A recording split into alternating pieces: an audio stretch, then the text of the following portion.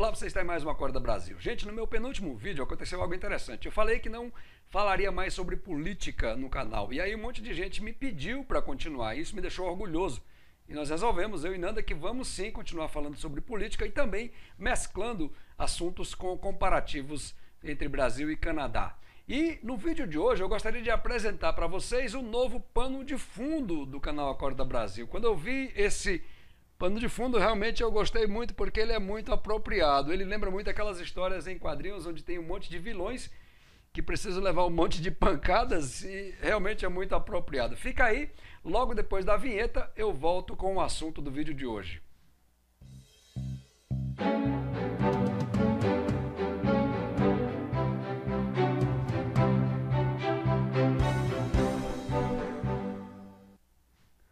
Um dos principais argumentos dos governistas sobre os protestos contra o governo é a de que existe uma elite branca e insatisfeita orquestrando tudo por trás. Essa história de elite branca não faz o menor sentido. Estão confundindo alguns idiotas de plantão que se ofendem por pessoas mais simples estarem usando aeroportos ao invés de rodoviárias com empresários, se é que esses são os que os petistas consideram elite branca, porque na verdade ninguém fala claramente quem é dessa elite, ou seja, não se dá nome aos bois. Essa tese apenas tenta confundir. Por que não identificar a elite? Agora vamos aos fatos. Os empresários brasileiros e também empresas multinacionais que operam no Brasil nunca faturaram tanto como nos últimos anos. As pessoas estavam comprando mais os produtos e serviços que eles vendiam, estavam viajando mais, movimentando a economia. Agora, por que raios esses empresários iriam achar ruim essa situação? Isso não faz o menor sentido. Não precisa ser nenhum gênio para ver que esse discurso é uma falácia. O que tem causado nojo é o despautério deste governo e dos políticos que parecem que vivem em outro planeta. Quer ver alguns exemplos? As contas do governo não fecharam no orçamento do ano passado.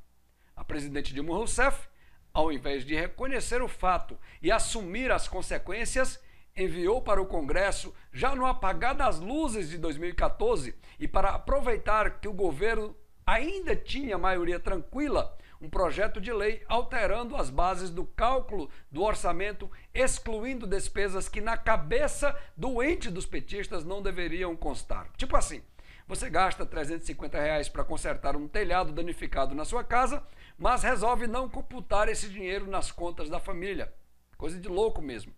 Com isso, os números ficaram bonitinhos e ela se livrou de um processo por improbidade administrativa, que poderia levar também a um processo de impeachment.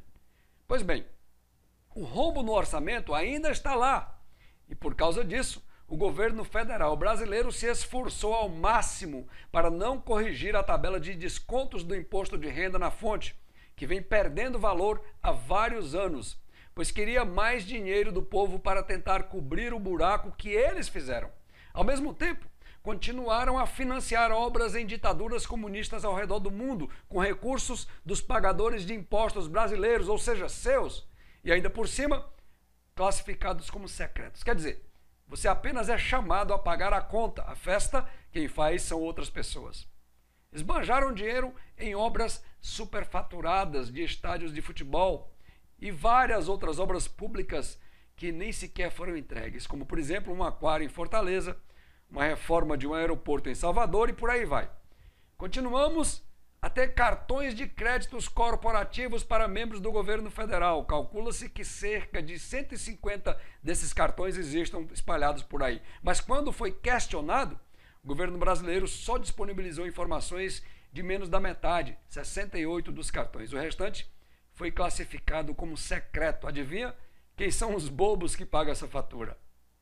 Ou seja, o governo continua a gastar como se o cofre estivesse cheio e aumentando ainda mais o rombo no orçamento e, com isso, forçando o aumento de juros que já eram um dos maiores do mundo, pois precisa atrair mais investimentos e, para isso, por causa da incerteza na economia, a única forma é aumentar as taxas de juro.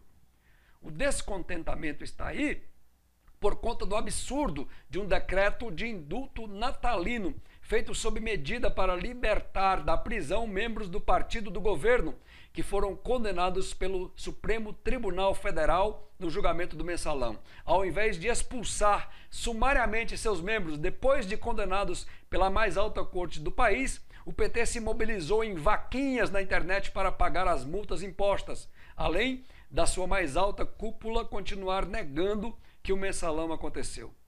Tivemos panelaço porque as pessoas não aguentam mais tanta falta de vergonha na cara daqueles que deveriam inspirar a sociedade naquilo que é correto. A população brasileira não suporta mais atitudes de políticos que continuam usando os cargos públicos para se beneficiarem, como foi a tentativa de gastar mais dinheiro da população para pagar passagens aéreas para os cônjuges dos congressistas, um verdadeiro absurdo.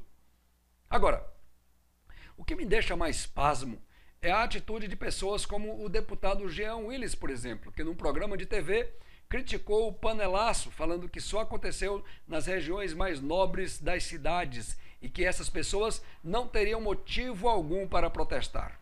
Deixa eu dizer uma coisa para você, Jean.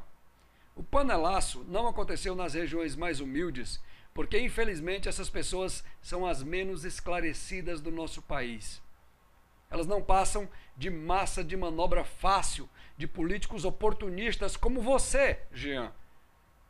E essas pessoas não se interessam pelos destinos do nosso país, preferindo dar mais atenção a quem é o inimigo do comendador ou se o Fernando vai se deitar com a Amanda. As pessoas estão protestando porque o PT e seus aliados estão envolvidos em centenas de casos de escândalos nos 12 anos de seu governo. E um dos principais argumentos dos petistas é de que nos governos anteriores também houveram escândalos e corrupção. Isso é argumento que se apresente. Eu vou pôr um link com a informação de cada escândalo na descrição desse vídeo de hoje.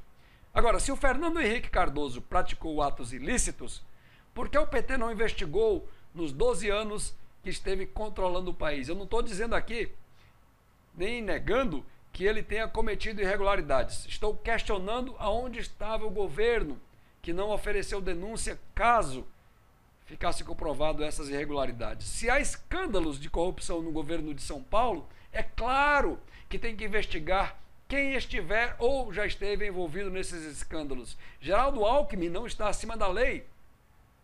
As pessoas estão protestando também por conta dos bilhões do Petrolão.